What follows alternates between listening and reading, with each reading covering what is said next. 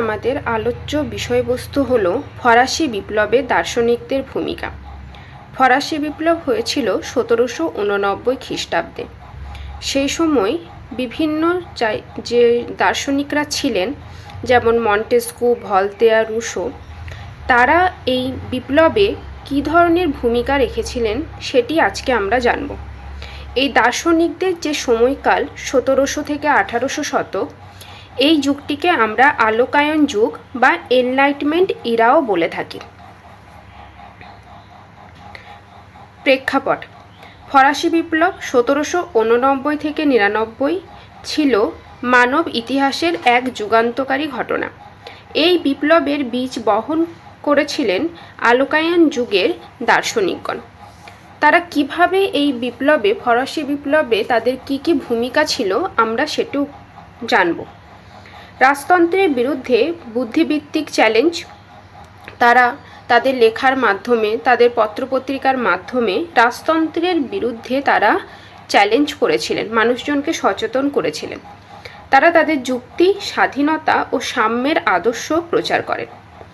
ফরাসি বিপ্লবের আগের যে সমাজ ব্যবস্থা ছিল, যেটিকে আমরা আসিয়া রেজিম বা পুরাতন সমাজ ব্যবস্থা বলি, যেটি ছিল মূলত রাজতন্ত্র এবং স্বৈরাচারী সমাজ ব্যবস্থা, সেই সমাজ ব্যবস্থা নিয়ে সমালোচনা করেন এবং সাধারণ মানুষের সামনে সেটিকে তুলে ধরেন। নতুন রাজনৈতিক ও সামাজিক দর্শনের জন্ম দেন।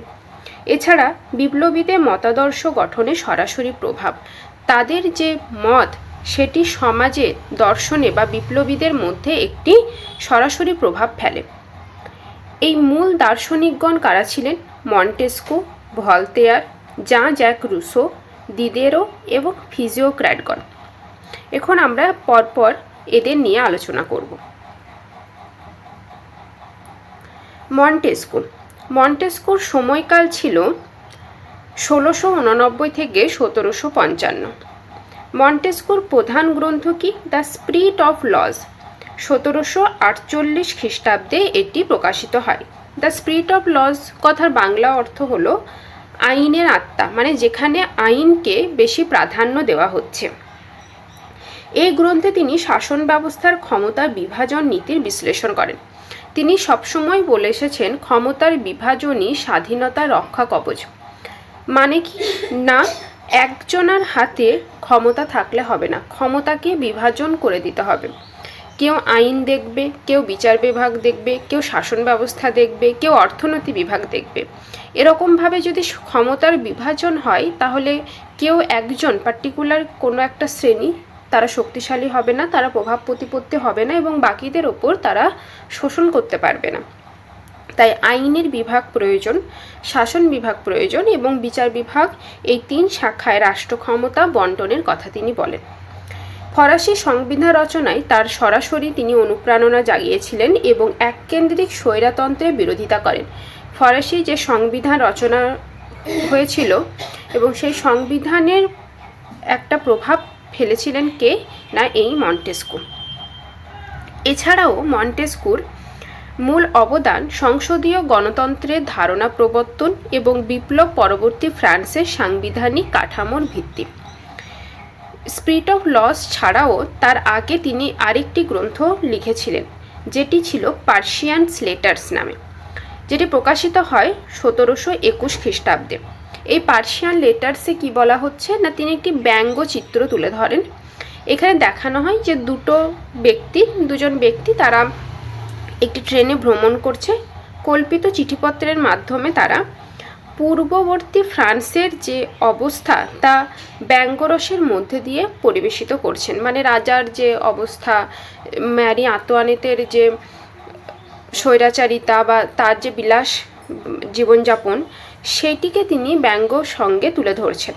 এই গ্রন্থে তিনি স্বৈরাচারী ফরাসি রাজতন্ত্র, রাজপরিবার ও প্রতিনিধি সভার দুর্নীতি ও কার্যকলাপ, ধর্মীয় গোঁড়ামি, অধিকারভোগী এবং অভিজাততন্ত্রের তীব্র সমালোচনা করেছেন। যাজক শ্রেণী যারা ছিল, তারা চার্চকে কেন্দ্র করে একটি দুর্নীতি শুরু করে, তাদের সমালোচনা করছেন। ম্যারি আন্তোয়ানেত তিনি যে বিলাসবহুল জীবনযাপন, তিনি জানেনই না যে রুটির দাম কত এবং কেকের দাম কত, তাই তিনি বলেছিলেন যে রুটি না খেয়ে ফ্রান্সের মানুষকে কেক খেতে বলো। এই যে একটা ব্যঙ্গোক্ত চিত্র তিনি তার পার্সিয়ান লেটার্স গ্রন্থে তুলে ধরেন 1721 খ্রিস্টাব্দে। এরপর আসি ভলতেয়ার। ভলতেয়ার জন্মগ্রহণ করেন 1694 খ্রিস্টাব্দে এবং তার মৃত্যু হয় 1778 খ্রিস্টাব্দে। ভলতেয়ারের মূল আদর্শ এবং বিশ্বাস কী ছিল?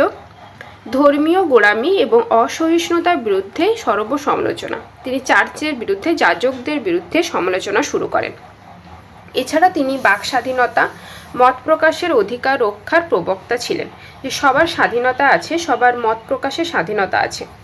ক্যাথলিক চার্চ, সেই সময় ক্যাথলিক চার্চের প্রভাব প্রতিপত্তি দেখা যায় এবং ক্যাথলিক চার্চের যে অত্যাচারী ক্ষমতা তার তীব্র বিরোধিতা করেন ভলতেয়ার। এছাড়া যুক্তির সঙ্গে, বিজ্ঞানের সঙ্গে, বৈজ্ঞানিক পদ্ধতিতে তিনি ধর্মের যে ধর্মের উপরেই যে বিজ্ঞান আছে সেটিকে তিনি প্রমাণ করার চেষ্টা করেন।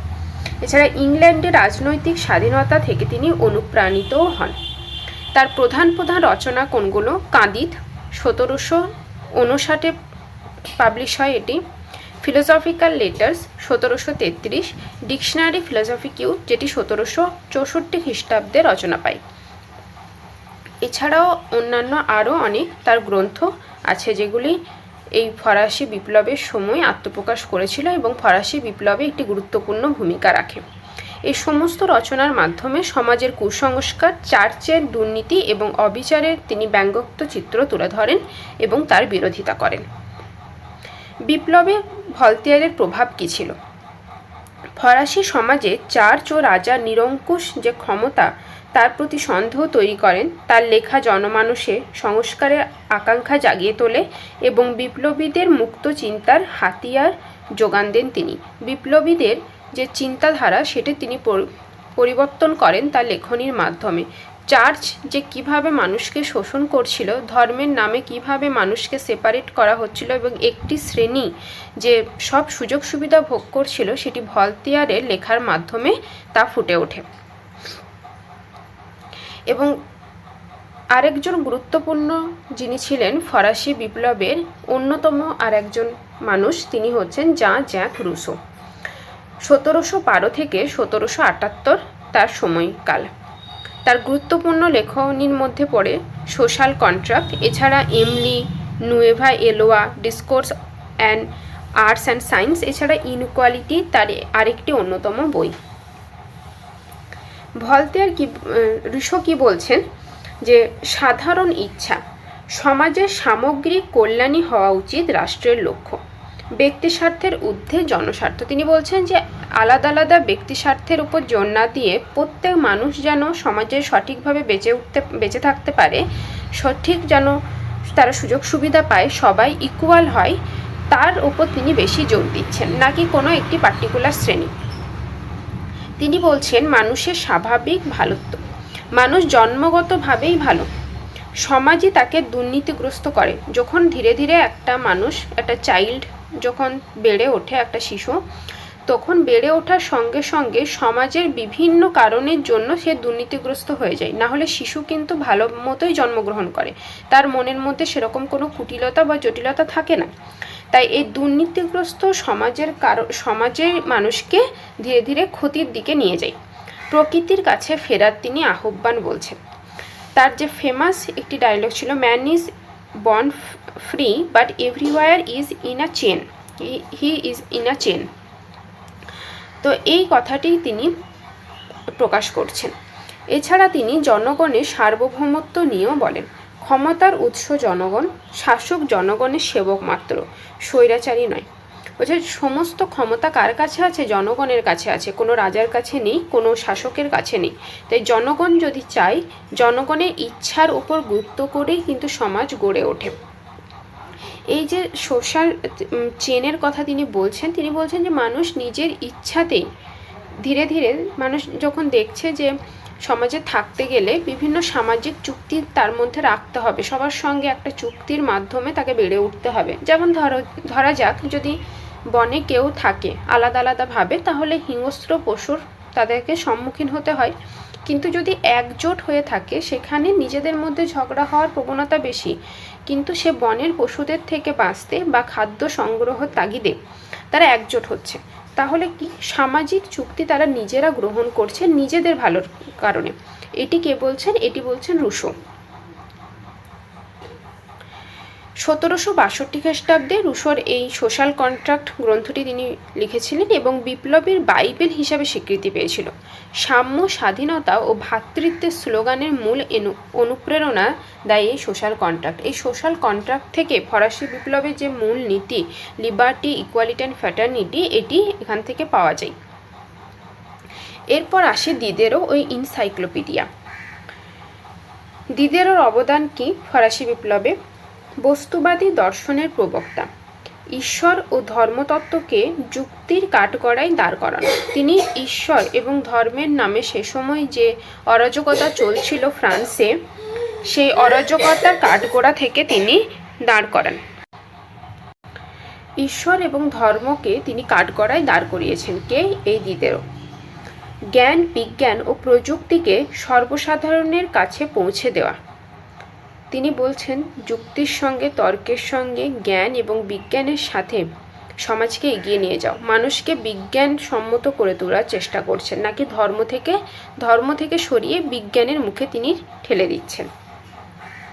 রাজনৈতিক ও সামাজিক সমালোচনার মাধ্যমে জনমত গঠন। এছাড়া সেন্সরশিপ এবং রাজকীয় ফরমানের বিরুদ্ধে লড়াই। যে বিভিন্ন রাজকীয় ফরমান সে সময় ফ্রান্সে দেখা দিচ্ছিল, তার বিরোধিতা করছিলেন দিদেরো।